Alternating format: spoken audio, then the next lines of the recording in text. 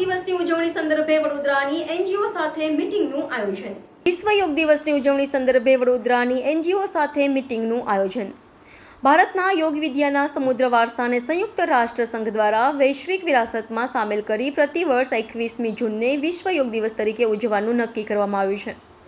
ત્યારે ભારત સરકાર દ્વારા થયેલ નિર્ણય અને રાજ્ય સરકાર દ્વારા સૂચિત કર્યા મુજબ વડોદરા મહાનગરપાલિકા દ્વારા પણ વિશ્વ યોગ દિવસની ઉજવણી અંતર્ગત અધિકારી, કર્મચારીશ્રીઓ, વિદ્યાર્થીઓ, વાલીઓ સાથે સમગ્ર શહેરના નગરજનોને પણ આ કાર્યક્રમમાં જોડીને ઉજવણીને ભવ્ય બનાવવાના આયોજન કરવામાં આવ્યું છે.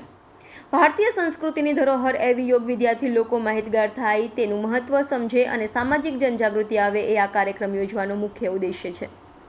વડોદરા મહાનગરપાલિકા દ્વારા તારીખ 21/6/2024ના રોજ વિશ્વ યોગ દિવસની ઉજવણીનું આયોજન કેન્દ્ર રાજ્ય સરકારની સૂચના મુજબ કરવાનું નક્કી થયેલ છે. વડોદરા શહેરના નાગરિકો, વિવિધ શાળાના વિદ્યાર્થીઓ, એનજીઓ વગેરેની સાથે વડોદરા મહાનગરપાલિકાની તમામ કચેરીના અધિકારીઓ, કર્મચારીઓ યોગ દિવસની ઉજવણીનો લાભ લે છે. એ હેતુથી આજે પાલિકાની વડી કચેરીમાં કમિશનર દિલીપ રાણા અને સ્થાયી સમિતિના અધ્યક્ષ ડોક્ટર શીતલ મિસ્ત્રીના અધ્યક્ષતામાં મીટિંગનું આયોજન કરવામાં આવ્યું હતું. યોગ શિબિરના સ્થળોમાં મુખ્ય કાર્યક્રમો Sama indoor sports complex, Manjalpur sports complex, Akota bridge, Sajbaug band stand, Sursagar Nyay Mandir તથા MS યુનિવર્સિટી પેવેલિયન ખાતે યોજાશે.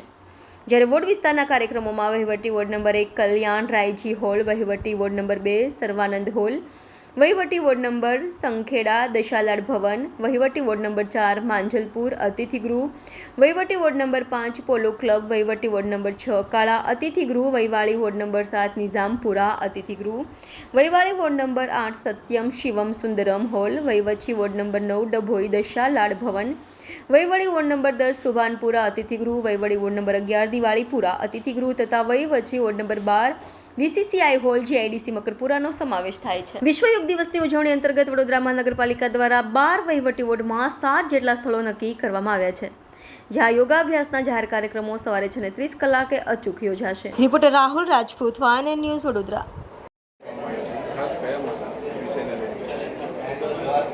આજે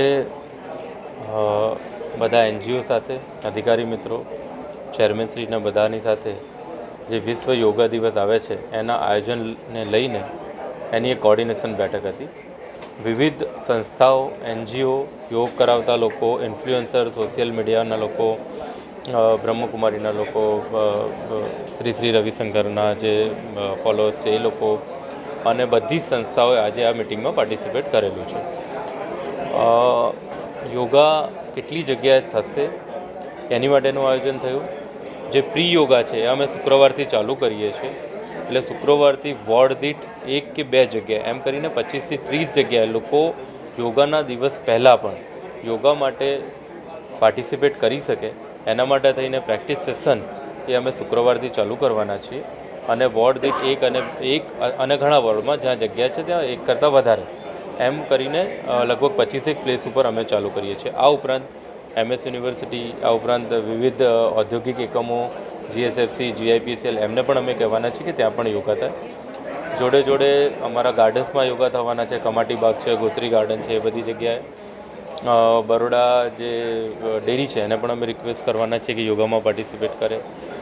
રેલવેઝ, એરપોર્ટ, આર્મી, BSF બધાને અમે યોગા માટે પાર્ટિસિપેટ કરવા માટે કહેવાના છીએ. એટલે કોર્પોરેશન તરફથી પ્રી યોગા માટે એટલે 6 દિવસ અગાઉથી શુક્રવારથી અને યોગાના દિવસ સુધી યોગા કરે એની માટે થઈને 25 પ્લેસ ઉપર અમે ચાલુ કરીએ છીએ. અને યોગાના દિવસે જે મેઇન પ્લેસ છે એ આપણે અકોટા દાંડિયા બજાર બ્રિજ જે છે ત્યાં બહોળી માત્રામાં લોકો પાર્ટિસિપેટ કરે એની માટેનું આયોજન થઈ રહ્યું છે. એની માટેની આ કોર્ડિનેશન મિટિંગ હતી.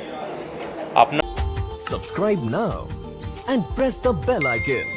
Never miss an update.